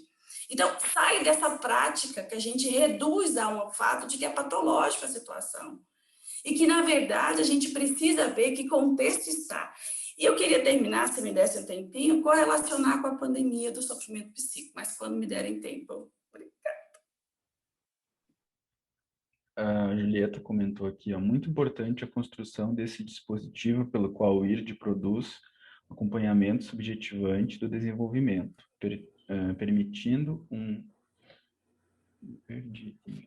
permitindo uma intervenção com base quando algo não vai bem. E, em segundo lugar, a interconsulta, e ela também aponta o trabalho da Ana Lúcia, não deixar o tempo passar, né? Então, observar que existe algo que não vai bem, que não é um diagnóstico que a gente fecha, mas, bom, não podemos deixar o tempo passar, não é, Ana Lúcia?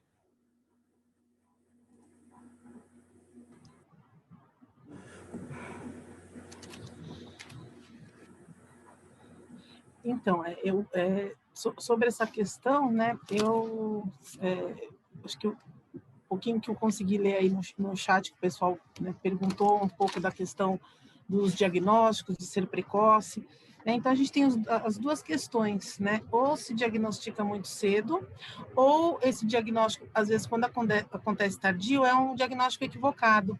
Então, assim, acho que eu consigo falar em segundos, né? 3 pacientes que me vieram de lembrança, assim, que eu recebi já por volta dos 4, 5 anos, que não falava absolutamente nada, mas que eu descobri que ele estava se autoalfabetizando em inglês. Então, as coisas que ele produzia, as verbalizações, a família não sabia.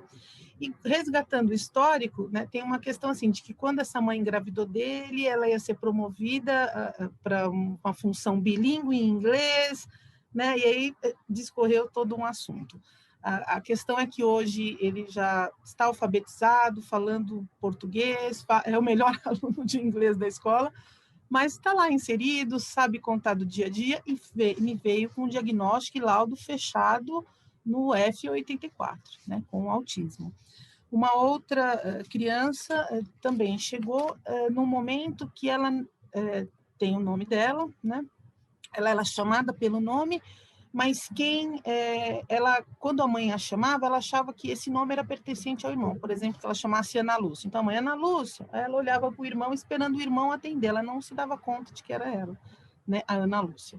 É um exemplo, né? E hoje também ela já atende pelo nome, está com 5 anos, também na escola, já alfabetizando lá, né, na pré-alfabetização, já fala em primeira pessoa, né? Também com um diagnóstico fechado. E um outro paciente que ele chegou, esse paciente, assim, ele chegou, passou por vários psicólogos numa clínica que eu atendia e, assim, foram bater lá na minha porta como um suspiro. E eu pensei, eu falei, e agora, né? Vou acolher a família. Então, estava a mãe, o pai e o menino. O gesto dele, assim, ele entrava, ele não falava nada, ficava super impaciente na recepção, e ele batia com as mãos na perna e ficava assim, Falei, bom, vou acolher, né, essa família e vamos ver. E falei para os pais, eu falei, não tem importância ele fazer isso aqui agora, vamos conversar, vamos, né, me fala de vocês. E aí, né, houve ali uma escuta, um acolhimento, né, como eu já mencionei aqui para vocês, e essa criança foi deixando, sabe, esse comportamento, ele foi ficando, né, com o passar do tempo, lógico, né, de uma sessão para outra.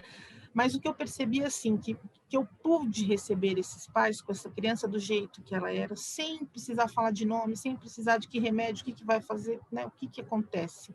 Na época ele tinha de 4 para 5 anos e hoje também, tá? Tem algumas dificuldades ainda, mas também se alfabetizando, também, né, no curso, assim. Né? A mãe optou até por fazer um curso de pedagogia para tentar ajudar esse filho, mas se desenvolveu. Né? E desse AAA chegou um momento que ele chegava, a mãe me escreveu um recado, falou, você não sabe, hoje a gente chegando em casa, ele pediu para que eu pudesse o levar na venda, que é uma venda que tinha na frente da casa dela, para comprar um ciscoitinho, que eram os biscoitos, né? Então ele aprendeu a falar, e aí eu falei, então, por favor, se você puder, leve ele, né? O leve para comprar esse ciscoitinho. Então, assim, são casos que chegam que a gente, sinceramente, não sabe por onde começar. Então, acolha, né? Um acolhimento. E é um pouco, né? Eu acho que eu sempre, com a Marla, a gente acaba que eu falo de uma questão clínica, a Marla sendo médica, falando da questão da psicanálise, né? Então acho que a Marla complementa. Mas é isso, gente. Obrigada.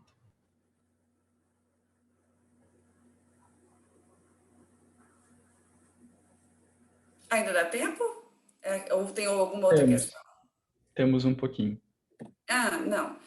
Então, o que eu queria ainda provocar para as nossas reflexões, obviamente, não vai se concluir o assunto aqui, a gente tem, na verdade, são muitos anseios, né, de compartilhar quando se sentimos provocados, tocados e até modificados na nossa prática. Esse é meu exercício atual de tentar levar isso para o colega. Então, li aqui que uma colega da atenção básica se sentindo assim, tomara que ela possa se sentir fortalecida, porque vem de práticas diferentes, em que outros do contexto vão até nos dizer de onde que você trouxe isso, né? E que, na verdade, que a gente se fortaleça. Por isso que aqui o encontro possa ser visto, e para mim é sempre revigorante, é sempre imaginar que a rede vai se formando, se fortalecendo, nesses conceitos que a gente compartilha, e de resultados extremamente... são ilustrativos, são de boas perspectivas, mas no ponto agora que eu queria tomar, quanto à questão dos sintomas que a gente procura tratar tanto, que a outra colega aqui também falando que a psiquiatria ainda é muito pior, porque exige-se, né, um diagnóstico, e na exigência desse diagnóstico, a rede suplementar quer que você diga que tenha para poder começar a tratar, para poder começar a estimular. Tem essa questão também que a gente entende que, por vezes, eu vou assinar um CID-10 ali, a contragosto, porque senão não encontra a multidisciplina para poder facultar esse exercício e essa possibilidade da atenção para a estimulação, da qual a gente compartilha, que seria esse o grande ponto. Mas o que eu, aqui, em cada ponto que eu posso fazer, é pegar, então, cada residente com quem eu compartilho, ou estudante da área da medicina com quem eu vou fazendo a preceptoria, e poder estar montando disso que eu comecei a tentar falar, porque fez toda a diferença quando a gente entende que é uma constituição ainda que não está finalizada, que está sendo proposta, o sujeito ainda está por vir, é do devir que a gente está querendo falar. E quando se tem essas concepções perpassadas por essas possibilidades, a gente se invoca de outras forças, é possível. E nessa pegada, eu queria só tentar provocar uma reflexão. Quando a gente entra na pandemia e vê o sofrimento do adulto, né? Eu trouxe umas fotos e uns desenhos de crianças remetendo a esse contexto do que elas estão vivendo. Então, eu tenho um projeto bonito da Unicef que fala sentimentos no papel. Eu tinha trazido algumas imagens aqui. Sentimentos no papel do que a criança começa a desenhar da sua dor. E o curioso é que tem uma das imagens lá, se alguém puder colocar, a gente coloca, mas assim, representa quase que você ficaria por definir. Isso que foi feito por um adulto ou por uma criança? Porque tinha notícia ruim, fake news, medo do Covid, medo de estar trancado em casa, medo... Então, parece muito. Pode passar. Eu queria mostrar essa imagem. Pode passar. Um desenho primeiro que vem, depois do que eu ia me referir. Depois do Covid... Não, o próximo. Essa era uma noção que eu ia dar da pandemia. Essa carinha aberta, da boquinha aberta. Aqui ele está falando de tudo que está ruim para a vida dele e que, na verdade, se a gente fosse desenhar algo assim também, né? Eu desenharia ainda pior, porque ele coloca coisas que não está longe da amiga, tá difícil dizer. E você pode me colocar o slide anterior, fazendo favor? Antes desse. Ela evidenciou em contextos de... Não, volta o anterior a esse, depois desse. Mais um minuto, Marla. Tá bom, só mais um. Calma, Marcelo, que eu já estou terminando. Antes desse aqui, fazendo favor, o primeiro antes desse. A pandemia evidenciou que em contextos semelhantes de isolamento, que a gente vive em contexto de isolamento, desamparo e ameaça, sintomas de falta de apetite, ou exagero dele, de ansiedade, de apatia, vão nos colocando como se fossem também, e aí tem vários desenhos de sofrimento psíquico que a criança coloca, né? é que em grande monta a gente está como no grande reality, olhando para cada um no seu sofrimento, no seu desamparo, no seu transtorno, em que não há um anteparo social, político, para que se coloque a proteção desses que estão sofrendo. Eu consegui ver semelhança nesse sofrimento dessas crianças.